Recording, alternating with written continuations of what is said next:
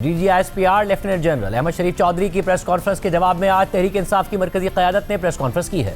तहरीक इंसाफ के chairman barrister Gohar Khan, secretary general Salman Akram Raja और तहरीक इंसाफ के सीनियर रहनुमा असद कैसर ने प्रेस कॉन्फ्रेंस में गुफ्तगू की। बैरिस्टर गौहर खान ने कहा कि हमारा मौक़िफ़ है कि दहशतगर्दी पर सियासत ना हो। यह हकीकत के बरक्स है कि सूबाई हुकूमत ताउन नहीं कर रही है और मैं उम्मीद करता हूँ कि आइंदा हमारे खिलाफ ऐसी कोई प्रेस कॉन्फ्रेंस नहीं होगी।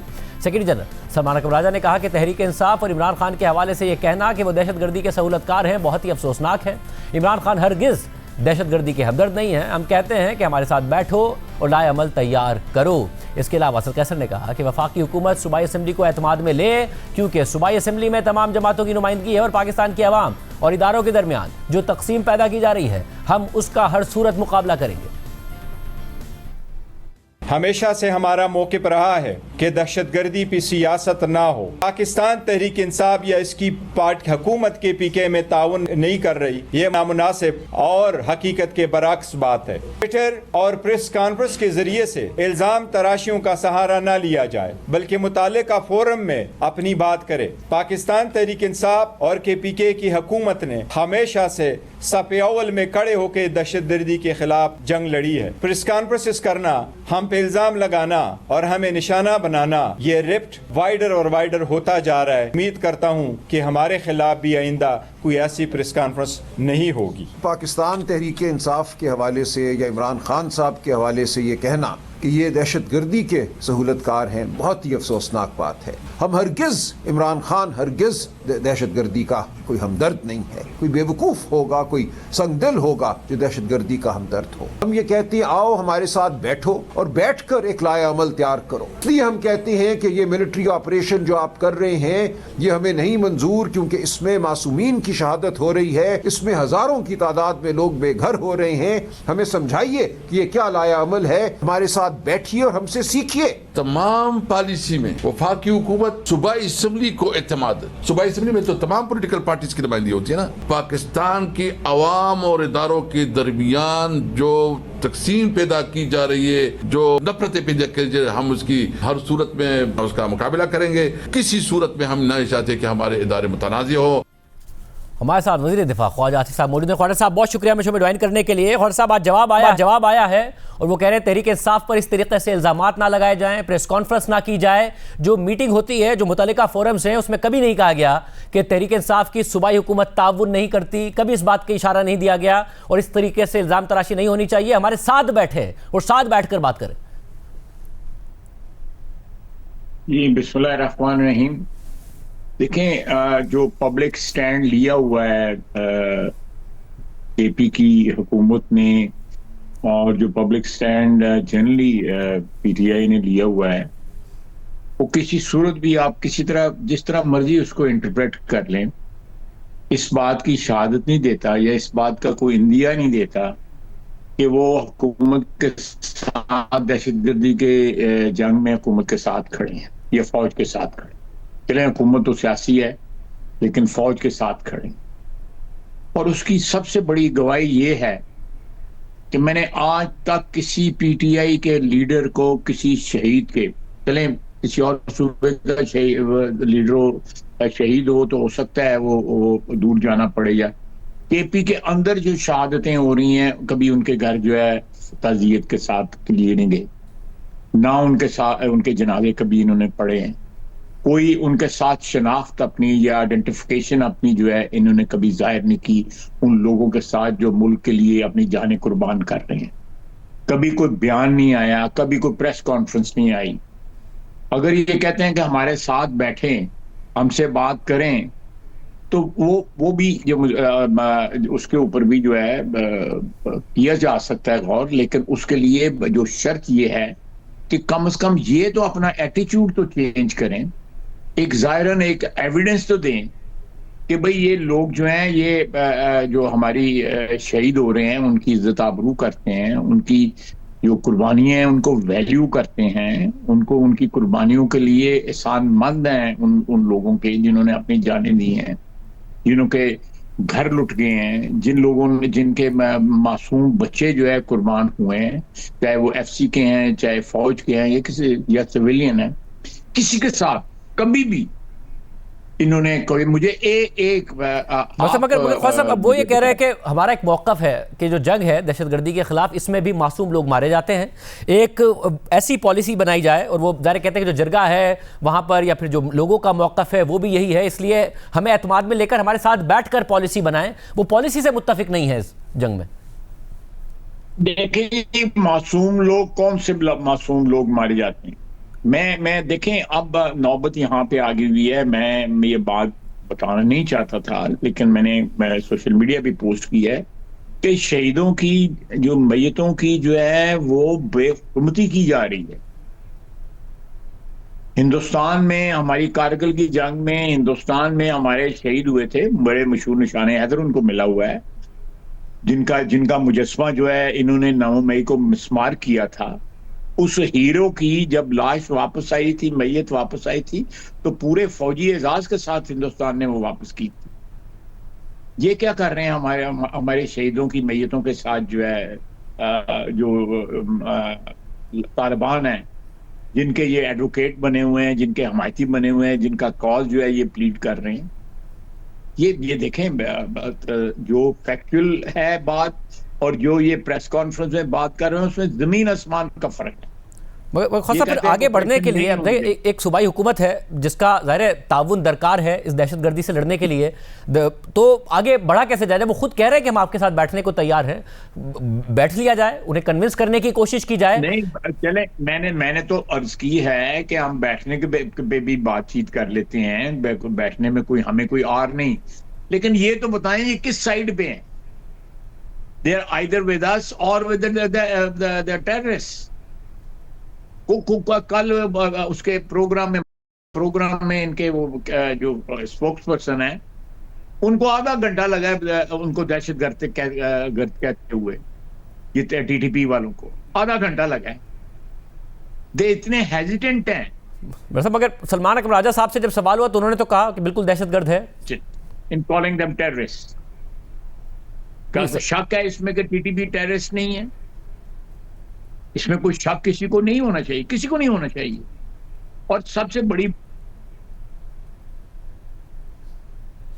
है कि इन लोगों को यहां पे लाके बसाया, उन्होंने बसाया, एक नहीं, दो नहीं, 5-6 हजार लाके यहां पे बसाए उन्होंने।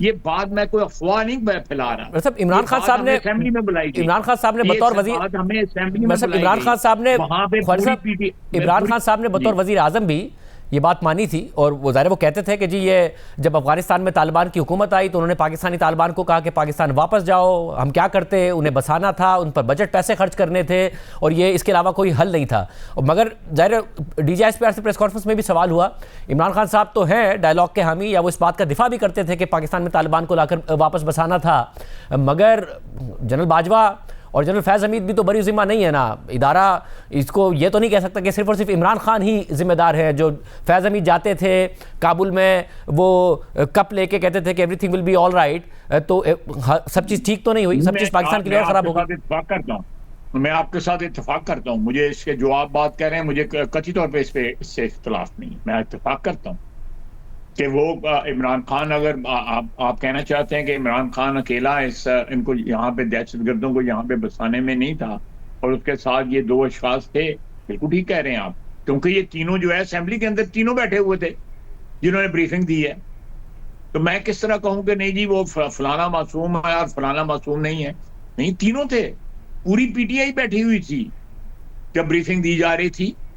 तो ये एक इज्तिमाई गलती हुई है, 3 अशखास ने मिलकर गलती की हुई है। और जिस रात जो है अभिनंदन हमने वापस किया था, जब वो कांपें टांग रही थी, जो बात हुई थी, तो उस वक्त भी सारी की सारी PTI बैठी हुई थी। ये देखें प्लीज, ये इतनी तो कम से कम जो है जुर्रत इनमें होनी चाहिए कि अगर गलतियां हुई हैं तो उनको तस्लीरें। मगर ख्वाजा साहब, अब नाउ गोइंग फॉरवर्ड, एक तरफ तो देखिए खैबर पख्तूनख्वा में ये सूरत हाल है, दूसरी तरफ एक सेकंड देखिए, अल्लाह ताला का फरमान है कि आप गुनाह का इतराफ करो, उसकी माफी मांगो, मैं आपको बख्शूंगा। वो वादा करता है। ये मैं इतनी बड़ी बात मैंने कह दी है, लेकिन जो है इतराफ ही नहीं है एक बात का कि गलतियां हमसे हुई हैं। मेरा ख्याल है कि मनहसुल कौम जो है और भी हुक्मरानों से गलतियां हुई होंगी, लेकिन इतनी फाश गलती किसी से भी नहीं हुई। तो ख्वाजा साहब, एक तरफ तो चले खैबर पख्तूनख्वा की सूरत हाल है, दूसरी तरफ दरमियान में ये खबरें सामने आई थी और ज़ाहिर मस्बत अंदाज में अफगान वज़ीर दाखिला का मस्बत स्टेटमेंट आया, पाकिस्तान के वज़ीर ख़ारजा ने उसको वेलकम किया, फिर उनके वज़ीर ख़ारजा की तरफ से मस्बत बयान आया और ऐसा खबरें आई कि सालिसों ने कहा है कि कम से कम पब्लिकली बयान ना दिए जाएँ। फिर DGISPR की जो प्रेस कॉन्फ्रेंस है उसमें अफगानिस्तान के हवाले से बहुत सख्त ज़बान इस्तेमाल की गई। क्या हुआ है, क्या सालिस बीच में से हट गए हैं कि नहीं नई मामला तय पा रहे, तुर्की बीच में से हट गया है, सऊदी अरब जो बीच में आया था वो भी हट गया है, या मामला हैं कुछ ना कुछ सालिस बीच में हैं कि दोनों मुल्कों के मामला तय पाएं? मेरा ख्याल है कि आप का टाइमिंग जो है ना, आप थोड़ा सा मिक्सअप कर लें। जो बात उनके वजीरे दाखिला ने जो बयान दिया या हमारी तरफ से कोई बयान जो है इस किस्म का माइल्ड किस्म का आया, वो बात 4-5 महीने पुरानी है। जब से उनके वजीरे दाखिला या खारजा जो भी हैं हिंदुस्तान से होके आए, उसके बाद 4 राउंड जो हैं, नहीं ख्वाजा साहब, दिसंबर के आखिर की बात है ये कि बहुत ज़्यादा ताल्लुकात ख़राब हुए, बिल्कुल आप ठीक कह रहे हैं, मगर उसके बाद ये अचानक हुआ कि वेलकमिंग स्टेटमेंट आया, फिर ये खबर आई दिसंबर के बिल्कुल आखिर में कि सालिस बीच में पड़े जिसमें सऊदी अरब का नाम आया कि जी पब्लिकली बयानात ना दिए जाएं और शायद मामला उम्मीद कम है मगर शायद बेहतरी की तरफ जाए, मगर फिर अब लग रहा है कि क्या सालिस पीछे हट गए, क्या हुआ? नहीं, देखिए, पहला राउंड जो हुआ था उसमें इन्होंने इतराफ़ किया था और मैं ये पहले आपके प्रोग्राम में कह चुका हूँ कि उन्होंने ये इतराफ़ किया जी कि ये दहशतगर्द हैं और हर चीज़ जो है हमारा जो मौक़िफ़ था उसको बिल्कुल इंडोर्स किया है इन्होंने, लेकिन वो कह रहे जी कि हम इसको इन राइटिंग नहीं दे सकते, यानी जो मुआहदा हुआ उसमें जो है उसमें हम इसको दर्ज नहीं कर सकते। हमने उनको कहा कि ये बगैर रिटन जो है एक एग्रीमेंट के इस इशू के ऊपर जिसका आप एतराफ़ कर रहे हैं हम तस्लीम नहीं करेंगे, ये बात हवाई होगी और आप किसी वक्त भी डिसोन करेंगे ये हमने तो ऐसी बात ही नहीं की, इनको कहीं दिखाएं में जो है एग्रीमेंट दिखाएं। तो ये वहां पे ब्रेक डाउन हुआ। उसके बाद जो है 2 राउंड जो है इस्तांबुल में हुए, एक राउंड जो है सऊदी अरेबिया में, वो छोटा था लेकिन हमारे यहाँ से वो सऊदी जो हमारे भाई हैं उनके साथ राब्ता हुआ, लेकिन कोई फरीक जो है ऑब्वियसली सऊदी अरेबिया या कतर या तुर्की जो तो नहीं है गारंटी उनकी दे सकती, गारंटी तो काबिल की हुकूमत दे सकती है, वो गारंटी देने को तैयार नहीं है। वो कहते हैं ज़बानी कलामी हमारे ऊपर एतबार करें, हमारे देखें सबसे ज्यादा दहशतगर्दी की जो जंग है उसमें हमने नुकसान जो है जानी नुकसान जो उठाया है वो पिछले साल उठाया, आपने भी फिगर देखी होगी, उस फिगर में वो इतनी शॉकिंग फिगर्स हैं। और जो हमारे शहीदों के साथ, शहीदों की मैयतों के साथ ये सलूक कर रहे हैं, उसके बाद मुझे समझ नहीं आती कि ये किस तरह ये इस तरह बयान दे सकते हैं। ये बैठ के 3-4 हजरात जो हैं, मैं इनका रिस्पेक्ट करता हूँ सबका, कि उनको सब पता है, ये they know each and everything. ये नहीं है कि इनको पीटीआई की लीडरशिप को पता नहीं कि क्या हो रहा है, इनको सब पता है। ये they want to drag us into something कि जिसका कोई रिजल्ट नहीं निकलेगा और कोई यही गारंटी दे दें कि जी कोई वाकया ऐसा नहीं होगा, यही गारंटी दे दें, या हम आपके साथ मिलकर लड़ते हैं दहशतगर्दी जो है, हम इनके साथ बैठेंगे तो स्विच ऑफ हो जाएगा एकदम दहशतगर्दी का। यही कह दें कि जी हम आपके साथ मिलकर लड़ते हैं, लेट्स सिट डाउन और एक स्ट्रेटजी, कॉमन स्ट्रेटजी जो है इवॉल्व कर लेते हैं। तो बात की है इन्होंने किस किस्म की? नहीं कि बात की इस किस्म की। साहब इसमें मुझे एक और खबर पर कमेंट कर दीजिएगा। रॉयटर्स में खबर आती है साद सईद और रबीबा शाहिद की कि पाकिस्तान जो $2 अरब है सऊदी अरब का पाकिस्तान के पास, वो जो है उसके बदले कन्वर्ट हो जाएगा, वो F-17 थंडर की डील होगी। टोटल $4 अरब की डील है, जिसमें इसके अलावा भी $2 अरब के अलावा कुछ जो है इक्विपमेंट वगैरह सऊदी अरब खरीदेगा। ये किस हद तक दुरुस्त है? देखिए, ये बात दुरुस्त है कि हम जो अपना असला जो है, हमारी जो डिफेंस प्रोडक्शन जो है वो एक्सपोर्ट की तरफ बढ़ रही है, बड़ी तेजी के साथ बढ़ रही है। कॉन्ट्रैक्ट्स जो है वो नेगोशिएट हो रहे हैं। हमें 2 ममालिक की तरफ से डिमांड्स भी आई हैं, एक नहीं मल्टीपल डिमांड्स आई हैं। लेकिन मेरा ख्याल है कि मैं इनको डिटेल इनकी स्पेल आउट करूंगा तो इस वक्त जो है, क्योंकि एग्रीमेंट नहीं हुए, तो जरा थोड़ा सा प्री मैच्योर होगा। मगर क्या इतना ख्वार साहब आप कंफर्म कर सकते हैं कि सऊदी अरब है, फिर ज़ाहिर पिछले दिनों खबर आई कि लीबिया के साथ भी कोई $4 अरब का मुआहदा, फिर खबर आई कि इसी खबर में है कि बांग्लादेश का भी मुमकिन तौर पर JF Thunder 17 में इंटरेस्ट हो सकता है। ये सारी बातें दुरुस्त हैं? ये जिनके नाम आपने लिए इनके अलावा भी जो है 6-7 और ममालिक ने इंटरेस्ट शो किया हुआ है। हमारी जो डिफेंस के जो प्रोडक्ट्स हैं, जिनमें जहाज भी हैं और चीज़ें भी हैं, उन सब की मार्केट जो है इस वक्त बड़ी रोबस्ट है। और ये मार्केटिंग लेवल के ऊपर जहां भी सौदे हो रहे हों वहां पे पब्लिक नहीं किए जा सकते इस नुक्ता नज़र से कि कोई ना कोई स्पैनर जो है या कोई ना कोई जो है आर्म ट्विस्टिंग वगैरह जो है वो सामने ना आए।